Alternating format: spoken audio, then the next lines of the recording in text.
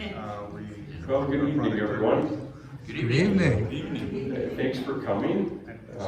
We're here to hear and talk about the Dead Sea Scrolls tonight, and a lot of your faces are familiar, some from the congregation, but I think some of you have been here for previous series of talks. Have you been here for this kind of thing before?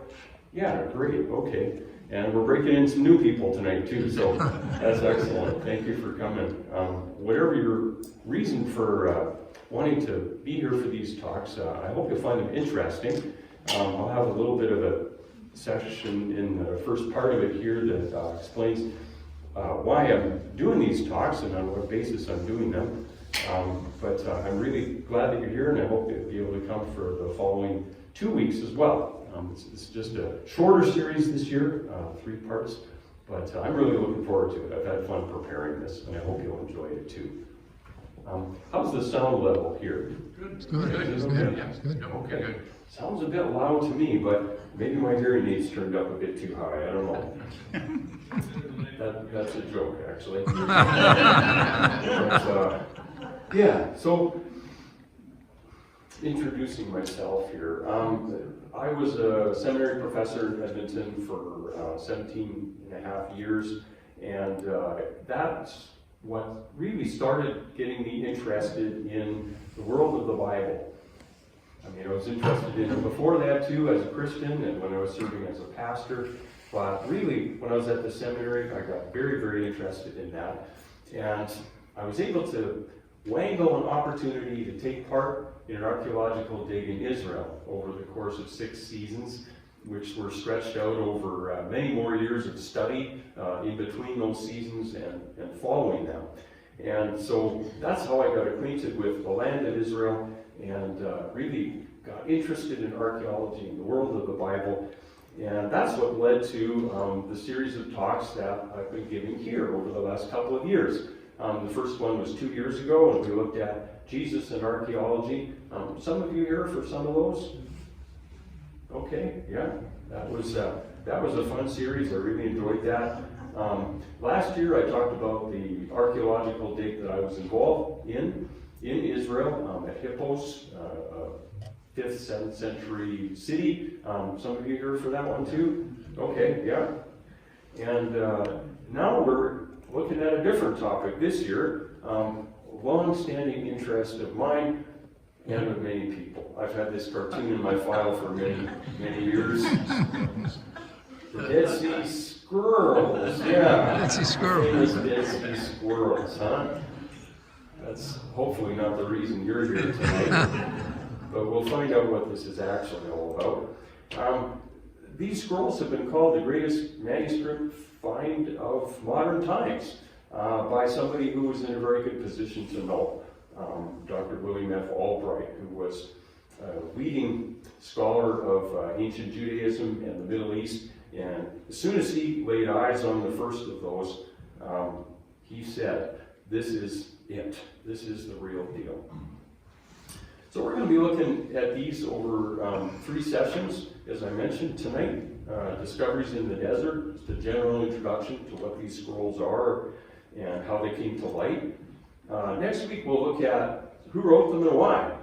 Hang on, turn that down too low, Lauren, and people are going to be dozing off here. Just like Sunday morning. Where was I? Who wrote the scrolls and why? That's next week. And then February 5th, we'll look at the significance of them. What did they tell us? Why are they so important? Both for our understanding of ancient Judaism and our understanding of Christianity as well. And by the way, if you have questions along the way or anything like that, just put your hand up. I'll try to see you if it's bright enough out there, and we can have some conversation along the way, okay? So how did the story get started? It began in the winter of 1946, 1947. The exact date is not known, but the story began with a group of 3 Bedouin shepherds, 3 Arab shepherds who lived in the area, what area? The area around the northwest corner of the Dead Sea. And one of those fellas ended up getting the credit for what came to light It's the fellow on the right in that picture there, Muhammad Ed-Dib, which apparently means the wolf, his nickname. And he's the guy whose picture you will sometimes see connected with this set of scrolls that came to light. And has anybody heard the story of how they actually found them? No. It's kind of a curious little story. They were out taking care of their sheep, I suppose, as shepherds would tend to do. And for just to pass the time, they were tossing stones into caves in that area, seeing, can you hit the cave accurately? Tossed a stone into one cave, and there was this little sound, like, wait a minute, what did that stone just hit? It was not the sound of a stone hitting stone, but something else. So he went and investigated, and sure enough, his stone had broken a jar. This was a very remote area where this all took place. We're talking the northwest corner of the Dead Sea, which, as you probably know, is the lowest place on Earth, hence also one of the hottest and most humid places on Earth. Humid from the Dead Sea, but not humid from rainfall. Almost nothing grows there. And not a lot of people live there or even go there. So this was a story about things that had been sitting there for a very long time. This is sort of the general area. This picture is actually what's called the Judean Desert, which is just inland from the place where these scrolls were found. But it gives you an idea of the sort of terrain and isolation that such an area represented. No wonder that nobody but Bedouin shepherds tended to go there. The area, as I mentioned, was just pocked with caves all over the place, where these cliffs came down from the Judean wilderness toward the Dead Sea. And there's an arrow marking one of the caves there. That's actually cave number 1, the first one that was found in which scrolls came to light. But without that arrow there, you probably wouldn't even see that there was a cave there, would you? I mean, there are some, perhaps larger and more visible ones, like there, there, and so forth. But that, you gotta look pretty hard to see that one, don't you? Yeah, there's so many of them there, again, and so hard to get at. It's not a wonder that people had not stumbled across them prior to this. The big find, of course, that made that chance discovery so famous was the scrolls that came to light.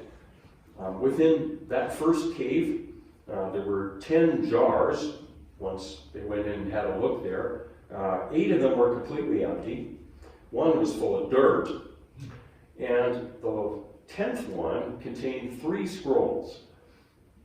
This is not one of those scrolls, but it gives you an idea of the sort of thing that they found, right? All rolled up. And within that jar, 3 scrolls at that time. Later on, 4 more scrolls were also found in that same cave, for a total of 7 from cave number 1.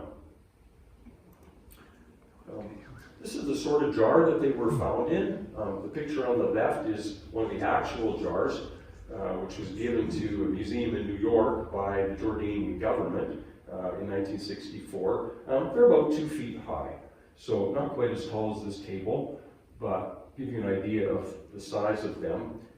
Picture on the right, that's a display at Qumran, the place where there's a center and a bit of a museum regarding the Dead Sea Scrolls.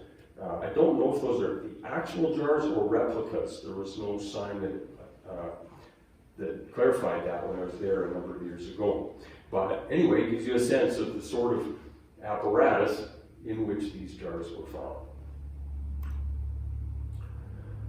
So the Bedouin were unclear as to exactly when it was that they had been at that cave and had made that discovery. They'd taken these scrolls out and they just carted them around with themselves for a while. And finally, March 1947, went to their dealer in the town of Bethlehem, in the West Bank, the Bethlehem, of course, where they had this fellow Kando who bought stuff from them when they found interesting things on their wanderings out and about. So Kando agreed to buy the scrolls from them. His name was Khalil Iskandar Shahin, but everybody called him Kando. So, okay, he would buy them from them. That's his shop, that's Bethlehem, 1956. It doesn't actually look all that much different if you go back there today, but gives you an idea perhaps of sort of the feel of how this whole story developed. A few months after that, Mar Athanasius Yeshua Samuel, the metropolitan, the sort of bishop, archbishop, something like that. The title metropolitan lines up somewhere between bishop and archbishop in the terminology we're more familiar with. Anyway, he was in charge of a Syrian monastery in Jerusalem, and he had contacts with Kando as well, because Kando was a member of his religious group, the Syrian Orthodox Church. And so when he realized Kando had these interesting old scrolls, he said, well, yeah, I'll buy those from you. 4 scrolls for 24 Jordanian pounds, about $96. What do you think? Good deal? Good deal, huh? Yeah. Thing is, nobody knew what they were, though, at this time. They had no idea what these things were. And it was only some of the scrolls that Kando had, and that had been found. Now it's me. Hang on. Okay. Later. Sorry about that. So anyway, he bought them without really knowing what he had. Realized within a few months he needed help to identify them. So he started looking around, who can help me identify these things? Can I find some experts who can tell me what I've got here? He couldn't get anybody interested enough to come and really help him with it. At the same time, he's looking around for help to identify his scrolls. A Hebrew professor, Eliezer Sukenik, who was well known as an archaeologist of many places in Israel at that time already, in the 1930s and 1940s. He also knew Kando and was able to buy the remaining 3 scrolls from Kando in Bethlehem. The day on which he did so, 29th of November, that's the same day actually on which the United Nations passed the resolution that led to the founding of Israel. It's kind of interesting. First contact by an Israeli with these ancient scrolls from Israel's history on the day that led to the founding of the modern state of Israel. A little bit later, Sukenik has had a look at the scrolls he's got. He knows right away how old they are. He hears then about these scrolls that Mar Samuel has, and that Samuel's having a hard time finding anybody to look at them. So Sukenik goes and looks at them, realizes right away they're from the same batch of stuff. But Mar Samuel won't sell them to him. He decides he wants to keep them after all. And that's the end of that for now. But Mar Samuel still doesn't really know what they are, because Sukenik hasn't told him what they are. See, he's trying to buy them, and if he lets it out, if he knows what they are, the price is going to go a little higher than 24 Jordanian pounds, right? So he hasn't told Samuel. Samuel still doesn't know what he's got. Samuel ends up taking them to the American School of Oriental Research in Jerusalem, still looking for somebody to help him identify these things. He takes 3 of the 4 and happens to make contact with this young fellow on the right here, whose name is John Trever, key figure in the story. Trever wrote this down a little bit afterward as he's remembering that meeting that he had there at Azor. My heart began to pound. Could this manuscript, so beautifully preserved, be as old as the Nash Papyrus? And I'm going to slide on that in a minute. That seemed too incredible. So, anyway, calmly asked the Syrians, would you mind if I took a picture of a column of one of these bigger scrolls? But my camera's back at somewhere else. It's at his residence. It's not there at Azor. So what he ended up doing was copying out a section by hand, taking it back to his residence. and that night started to realize what he was actually looking at there. That Nash papyrus that he was saying, could it really be as old as that? It had been found in 1902, and it was the oldest known Hebrew manuscript at that time. It was only a very fragmentary and partial thing. You can see it's only just a small fragment of text there. It contained the Ten Commandments and the daily prayer, the Jewish people say. But its significance was its age.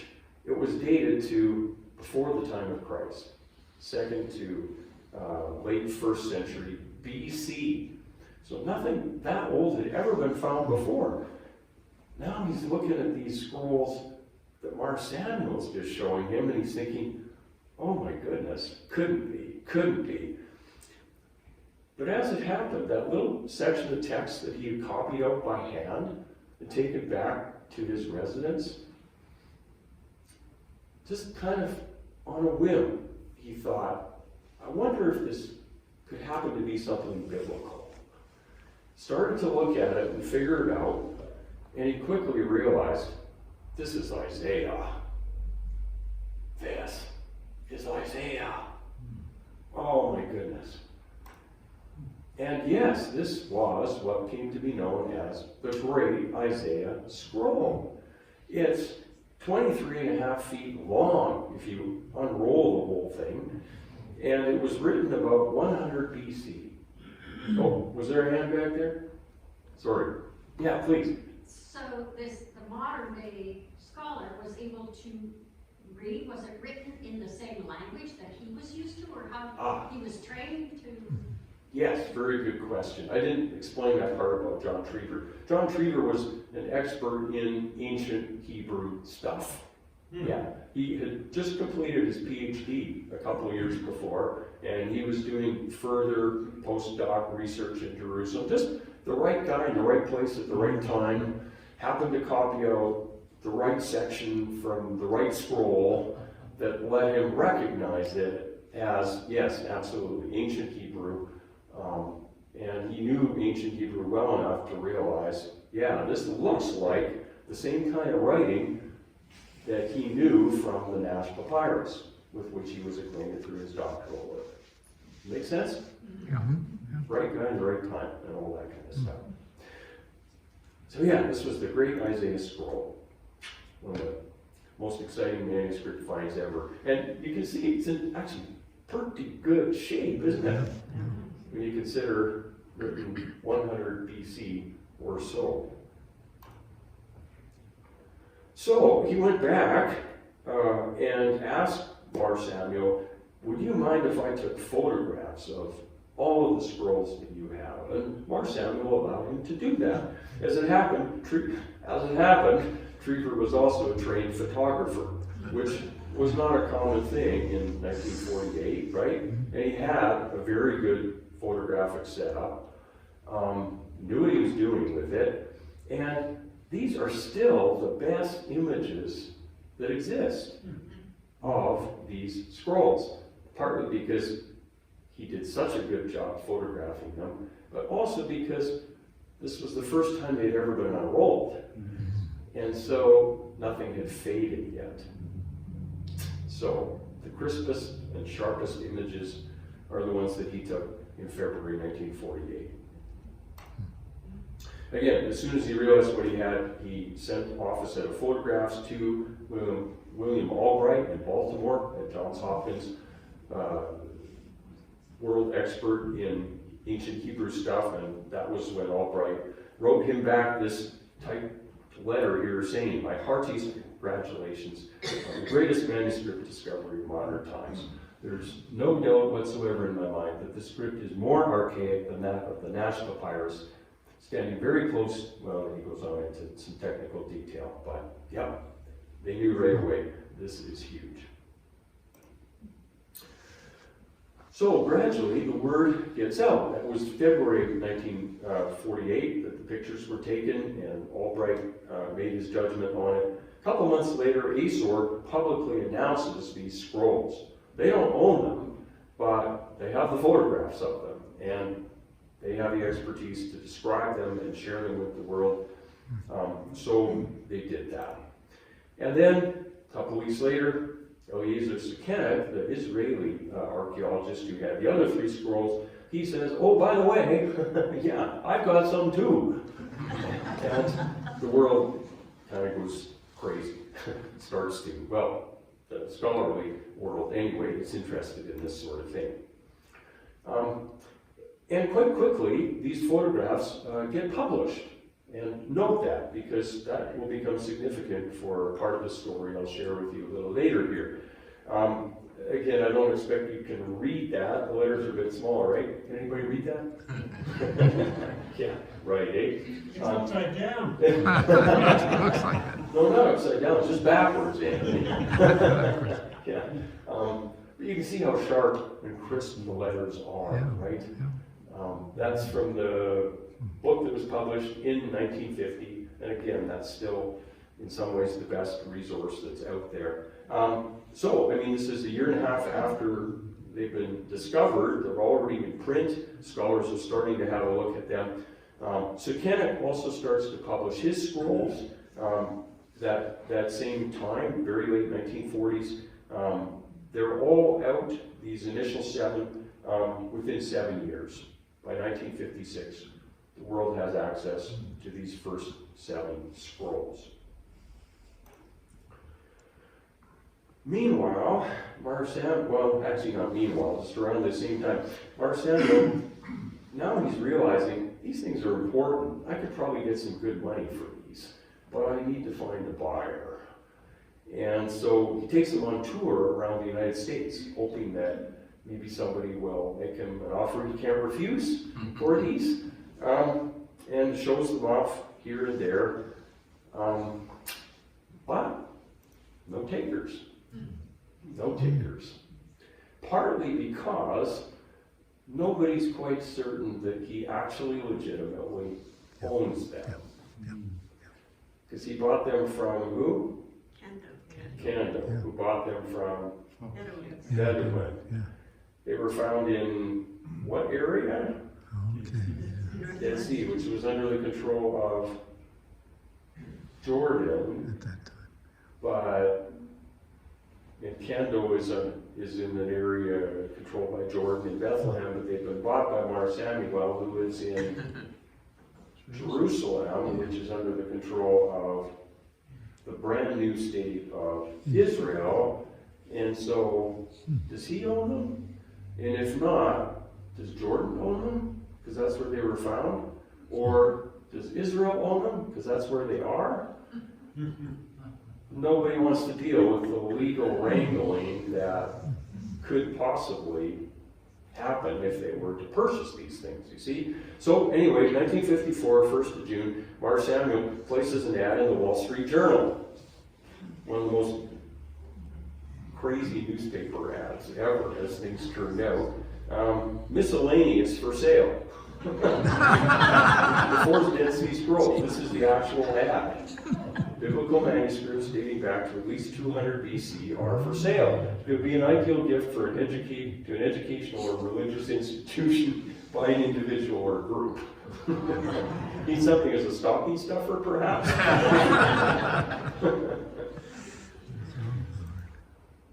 And finally, they were bought, all right, which is an interesting story too. They were bought for Israel. Israel was determined to get these. It's a brand new country again, right? And this is part of their ancient heritage. They belong in Israel. Very clear sense of that in the new state. So they shopped for them through a middleman, just to make their chance of actually getting them better. $250,000 they paid for those 4 scrolls, which is 2,600 times the price that Kendo had paid for them. So he made, well, actually, Mar Samuel made a bit of a killing on that one. And the guy who arranged it all was Yigael Yadin, who, despite his different last name, was the son of Eliezer Sukenik, who had died a couple years earlier. Family affair. Yadin went on to become one of the best-known Israeli archaeologists. He was also a general in the Israel Defense Forces and a legendary figure in modern Israeli history. So there was huge celebration and relief in Israel when this was announced. The scrolls are ours. They've got them. Today you can see them in the Shrine of the Book in the Israel Museum in Jerusalem. And if you think back to one of the earlier slides, what on earth is that roof supposed to look like? Any guesses? Top one of the jars. Top of one of the jars. Yeah. Yeah, I mean, I don't know that it totally works for me otherwise, but yeah, it's like the lid for one of the jars. That's the thing. Has anybody been there to the Shrine of the Book? Must have, okay, yeah. Made a big impression, clearly. Yeah. I didn't have the explanation at the time. Ah, there you go. Next time you'll appreciate it much more. Yep. If you have a chance to get there sometime, the Great Isaiah Scroll is the center of the exhibit. And the original one was on display for some years, but it just didn't like being displayed very well. Fully rolled out like that. And of course it was used to being rolled out this way, so they had to unroll it and then they displayed it around this round thing there. And so it was like forced to bend backwards too, not just being unrolled flat. So it was starting to protest a little bit. So if you go there today, it's a replica that's within this great thing. But my goodness, they really let you know what a sacred artifact it is, right? You can see it's displayed as if it's sort of within a scroll roller thing. Yeah. Are the scrolls word to the Bible then? I'm going to talk more about that in the third one. Are they word to word for the Bible? They're actually, this one is very close. Okay. This great Isaiah scroll. Yeah, it's very close. Yeah, yeah. Do we know who actually was the author? Oh. Who wrote these? That's next week's talk. So you gotta come back next week. You gotta come back 2 weeks from now. Can't tell all the information the first night, you know. Yeah. Those jars, Yes. they were on the ground, or they were just, they were just kind of there, or how did they, the Bedouins, how did they find them? Good question. What about the jar? They were just kind of in the caves. I've got a picture of one where it was found a little bit later here tonight, but they weren't buried in the ground. They had just been stored in the cave. Cave zip. And I'll talk more about that actually next week too. We'll be talking about who did this and why. That's next week's topic. So there's all this commotion going on about those 7 scrolls that had first come to light, right? That's what the focus has been, what I'm talking about so far. They're the ones that made the big splash and attracted the attention of the world. Meanwhile, back in the excavation areas, work was going on to find this cave. Where did they get these things? The Bedouin were not going to exactly say where they found them, because who knows, they could maybe come up with more things that would get them a little more than $96 this time, right? 24 Jordanian pounds. So anyway, the team of army officers were able to figure out where this cave was, and south of Jericho, 800 meters inland from the Dead Sea, and there's cave 1. Just going into it with this excavation party this time, actually. And as soon as its location is known by professional archaeologists, boom, they're out there to excavate that cave and see what else is there. You know, what did the Bedouin miss, perhaps?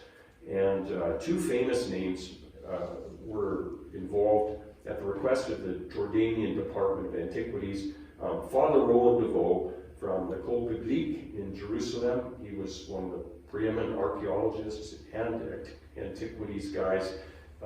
He is on the left there, famous beard. and Lancaster Harding, who was employed by the Jordanian Department of Antiquities. This is Father Joseph Milik, a Roman Catholic priest from Poland. The three of them were the main guys to be involved in this initial part of the search, especially Harding and DeVoe. They found 70, or fragments of 70 additional manuscripts in Cave 1. Not in jars, but just fragments of manuscripts in the dirt and the dust and the accumulation of, centuries of buildup, right? So that was quite significant. And along with that, pieces of linen. Whoa! Such as had never been found before. Nobody had ever found linen from the 1st century. Well, why not? Doesn't live that long. Yeah, it doesn't survive that long, right? These are just absolutely perfect conditions for the survival of organic matter that's 2,000 years old, or very close to it, right? So this is very interesting to people who are interested in handicrafts and industry and agriculture and all kinds of stuff from the 1st century, because nobody knew. How did they make linen, and what did they make it from, and look at the patterns in that even, and all kinds of things, right? Nothing to do with the scrolls themselves, but also very, very interesting. And here you can see that they're rather crudely framed here in this museum, but you can see they've done some work in figuring out the techniques that were used to produce this linen. So, of course, once this all begins to roll along, cave hunting begins in earnest. And I love that shot. Classic Land Rover, right? Dead Sea Scrolls Expedition, UK and Jordan. They're on a mission. But, so are the Bedouin. And the next find is again by the Bedouin. They find some scrolls. The first ones were found very near Qumran, which is up here at that northwest corner. The next ones that are found are at Wadi Maraba'at, which is farther down the coast of the Dead Sea. And the scrolls that are found there, well, they're not as old, so they're not as interesting to everybody, but they're still ancient from the 2nd century AD, the time that the Jews rebelled against Rome, the Second Jewish Revolt. Hear of the Bar Kokhba Revolt? I've got the name up there. This is really putting your brain power to the test here. Anyway, early 2nd century, Second Revolt against Rome. They found some documents from that. That was October 51. February 52, they find another cave closer to Qumran this time, and very close to Cave 1. There's Cave 1, there's Cave 2. And the settlement of Qumran, and I realize I haven't really talked about Qumran, but that'll be the focus next week. That's the settlement around which all these caves are located. It's there. That's about 800 meters away, but you can see, Cave 1 and Cave 2, very close to each other. And it contained 33 manuscript fragments. Okay, we're on a roll here. February 52. Next month, Azor is up there again. Okay, let's have a thorough look and survey the whole area. 255 caves they poke into. They found one cave that had stuff in it of interest, north of Cave 1. Again, you just get a sense of how would you even find these things, right? It looks to me like there's kind of caves all over the place here, right? Just in this one little area. Well, that's Cave 3. That's the one that ended up just behind the tools there, having stuff in it. And in this one they found 14 manuscript fragments and the copper scroll. I'll come back to that next time too. That's a really strange one. Copper scroll. It's actually made out of copper. And here, there's a question about the jars. Here's one of the jars as it was found in Cave 3. So you can see, it's a black and white photograph, right? You can see the outline of the jar though? So it's kind of buried, the bottom part of it's buried just in, dirt and the accumulation of all kinds of stuff. Animals have been in and out of the caves, and birds, and maybe people to for centuries. August 52, Bedouin find cave 4. The archaeologists had been through this whole area and they missed it. It never occurred to them that another productive cave of interest would be this close to the settlement of Qumran, that they knew was right there. The other caves that they'd been finding so far were like a kilometer away, so they never looked in their own backyard. Well, the Bedouin did, because this photograph is actually taken from the settlement of Qumran. And I've been there, standing there, you could almost throw a rock into that cave across that little wadi, the little valley in between. Eileen? So when you say cave, are we talking Yeah. about something that's always big enough to walk in? Is it like a tunnel or? Good question. I've got a picture of this cave. Some of them are fairly large. Some of them are, you gotta crawl in and, but that partly depends too on how much dirt and crud is built up over the time, over the centuries on the floor, right? So some of the ones today you kind of have to crawl into, but if they were excavated all the way down, they'd be taller. So they're not large though. They're not super large, no. So, yeah, cave 4, very close to Khirbet, which means ruins, the ruins of Qumran. 15,000 manuscript fragments came out of this one. Can you imagine that? How big 15,000. or small would a fragment be? Yes. How small would a fragment be? Yeah, some like fingernail size, Okay. some like, page size or close to page size. Yeah. Talk more about, I'm going to be seeing this lots. About some of this stuff later on too.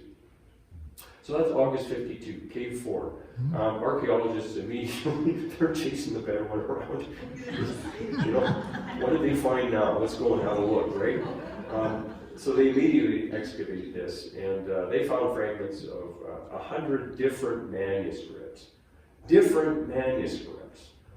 And based on the fragments and so forth, they conclude that there may have been 500 or 600 manuscripts here at one time that produced those 15,000 fragments. See how that kind of stacks up together? It's a huge jigsaw puzzle. Anybody like jigsaw puzzles? Yeah, this would be a great project. So anyway, you can see there, that's a big cave. This is one of the biggest ones, Cave 4, and very close to the settlement. We'll come back to that next time. Any indications that the caves were man-made or natural? Natural. They're natural caves, yeah. Yeah. I mean, perhaps, I can't say for sure that they were not modified by human beings in some ways. In some of them, perhaps, I'm not certain. Actually, I do know that some of them were. In this one, you can see there are divots in here. There was some sort of timber structure in there at some point. And some of them had markings like that. They have been modified, but they were originally natural caves. Yeah. So then a little bit later, guess what? The archaeologists found a cave. Cave 5, very close to Cave 4, very close to Qumran. 25 manuscript fragments. Not super impressive, but significant all the same. Anyway, 1952 to 56, they find more caves. That's the short story. Most of them right around Qumran, caves 6 to 11. Don't they have a creative numbering system or designating system? They only give a number to the ones that produce something. Most of them right around Qumran, but Cave 11, way up north, even farther north than Caves 1 and 2. And Cave 11 is one of the significant ones as well. Most of them have very few manuscripts, but 11 is important. It contains a scroll called the Temple Scroll. And this is that archaeologist Yigeo Yadin, the son of Sukenik, the general and preeminent guy. He made an excellent study of that. He took that on as his personal project. And it's a very significant one, which I'll refer to next week when we're talking about who did all these, who wrote these scrolls, who collected them, who buried them, why did they do that? The temple scroll is important in all of that. So if you're keeping score here, the winners are the Bedouin, no question. 11 caves that bore manuscripts, 5 of them found by the Bedouin, and all of the richest caves, Cave 1, Cave 4, and Cave 11, all found by the Bedouin. The archaeologists, well, they found 6 of the 11, but none of them were very significant. So I guess local knowledge Yeah. carries the day over eggheads, huh? A general question. Yes. Can you comment at all on how much the general area has changed or not changed over 2,000 years? In other words, has it always looked very similar to what it looks now over the last 2,000 years? Qualified, yes. It does not seem to have changed much. There was some agriculture around the shores of the Dead Sea in antiquity that was not practiced in recent centuries. The Israelis have started to irrigate again, so they are growing some things there again, but between antiquity and modern Israel, agriculture was no longer possible there beyond the end of the Roman era, because the infrastructure, the aqueducts that fed it fell away, the interest fell away, the know-how fell away. So yeah, it's been a pretty desolate area, pretty much from the 1st century till the 20th century. Thank you. And the weather would be dry and hot. Well, brutally dry and hot, yes. Mike, and then, Yeah, this lady had a question. okay, Gail? Yeah. Yeah, you said that the Bedouins were shepherds. Yeah, Were there sheep?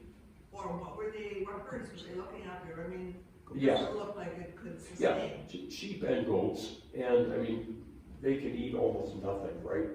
If you're in Israel today, the Bedouins still graze their herds of goats and sheep, and I mean, I've looked at those areas, it's like, what are they eating? It doesn't look like there's anything there. But they're excellent scavengers, and they managed to make a go of it somehow. Yeah, like, I was just curious, were all the manuscripts and scrolls biblical or No. some just historical? yeah, very good question. And my famous answer again, we'll talk a lot about that next week. I have to bring the story up way too much for 1 hour here. Okay. There's actually a long history of scroll discoveries near the Dead Sea. This is not the first time that people have stumbled across stuff like this, though they weren't found often. But looking back, people have realized, yeah, some things have come to light before. 2nd century, this early church father, Origen, famous for publishing a document that had 6 different versions of the Old Testament. And one of them was based on what he said was a Greek version found in a jar at Jericho, which is very, very close to where we are here. It's like, okay, interesting. That's 3rd century. Around the year 800, there's this letter from one guy to another guy. The details are not the pertinent point. We learned from trustworthy Jews that some books were found 10 years ago in a rock dwelling near Jericho. And guess what? It's an Arab out with his dog. Dog goes into a cave, doesn't come out again. The owner chases after his dog and finds books in a chamber in the rock. Very interesting. And when he takes those books to the Jews identify them as books of the Old Testament and others written in Hebrew. Huh. Very, very similar story. More recently, in modern times, 1896. Some of you remember it well, I'm sure. In Cairo, Egypt, the Ben Ezra Synagogue. How's my dramatic build up here? A little drum roll, perhaps. Something called the Cairo Geniza Anybody heard of that? That's a famous thing, but rather obscure thing too at the same time. A geniza is a storage area in a synagogue where religious documents are stored temporarily until they can be properly buried. Why would they bury religious documents?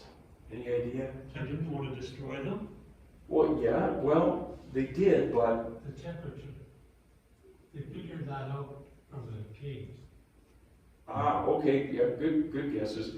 Religious documents are documents that would contain the name of Yahweh, Yeah. God, right? They are sacred because they bear the name of God. So you don't throw them out in the garbage. And you bury them the way you would bury a person, because the name of God represents the person of God. So in Jewish tradition, this is how you deal with your worn out religious documents. Eventually they should go into a cemetery, but guess what? In this Cairo Geniza, before I get to that, I just discovered this today. Apparently, and this is from Wikipedia, so it must be true. Apparently that's a Geniza in the Jerusalem neighborhood today. I wouldn't have guessed that. But apparently for the same purpose. I mean, I've been in some of those neighborhoods, ultra-Orthodox neighborhoods in Jerusalem, absolutely. They have a very strict piety. And it doesn't surprise me in a way that they would have one of these on the street for you to put your old religious books in. Anyway, in this Geniza, in Cairo, about 400,000 fragments were found there, dating from the 6th century AD to the 19th century AD. And they were all just kind of mushed together, of course, and everything on top of everything else. I didn't really point it out on that previous one. That's a little model. This was where the Geniza is. It's in the wall of the synagogue. You have to get to it through a ladder, and for like over 1,000 years, they just kind of go up the ladder, dump their stuff in, and there it's at. Nobody ever bothered to take it out and bury it. So this massive, massive collection of stuff. Anyway, 400,000 documents, and they were retrieved in 1896 by this Cambridge scholar, the first Jewish scholar hired by Cambridge University, who heard about it, went there, carted as much of this stuff back to England as he could. And I just love his posture there. And Yeah. you can't quite see the expression on his face, but he's like, oh my goodness. What do I do with all of this, right? Absolute treasures. But anyway, amongst all of the stuff that he carted back from the Cairo Geniza, 1896, there came to light 2 fragments of what he called a Zadokite work. Zadok was the priest, he was the high priest under King David. And this document, that Schechter had no idea what this thing was, but it talked about Zadokite priests, and it also talked about Damascus, that somehow Damascus was involved. So the document actually came to be known as the Damascus document. Nobody knew what to make of this because nothing had ever been seen like this before. It had no context, it had no precedent. So scholars kind of looked at it, it's like, all right, whatever, put that aside. And nothing more was known about it until it came to light, guess where? In the Dead Sea Scrolls. It's one of the most important documents that were found among the Dead Sea Scrolls. And we'll make the connections about that next week. But just to say, that was another one of those little near misses where something related surfaced in the past, but weren't able to make the connections, didn't know what to make of all of this stuff. I'm looking at the clock, I'm looking at what number scroll I'm on, yeah, what number slide I'm on. We're okay. You doing okay? I haven't seen too many people falling asleep yet, so that's good. Anyway, it took decades to make sense out of all this. You can imagine, right? What do we have here? What is the significance? Part of the problem was that from 1953 to 1987, the only people who were allowed to work on these scrolls were 8 scholars that were appointed by the Department of Antiquities of Jordan first, and then when Israel took over that area, then Israel has continued the same arrangement. But only 8 guides. They were very good scholars from around the world. They selected them from different countries and from different religious backgrounds as well to represent, Judaism and Christianity, truly ecumenical and international team. But the rule was when somebody died or resigned, only one person was appointed to replace them. So still only a team of 8 for 35 years. And there was simply no way that they could deal with everything that was found in these caves, right? It was a crazy, crazy setup. But that's how the government did it. Oh, well, anyway, is that surprising? You don't have to answer that question. And they were excellent scholars. They were just top drawer, brilliant guys. But the work was so painstaking. It took so much time. They just, couldn't manage it, right? I love that picture though. A cigarette hanging out of his mouth, working with a 2,000-year-old scroll. Oops. Yeah. They don't let you handle them that way anymore, shall we say. This is the current protocol for handling Dead Sea Scrolls. And yeah, some assembly required from all those fragments. Unwinding them, the ones that were wound together, sometimes was just incredibly difficult. Some of them unwound very easily, but depending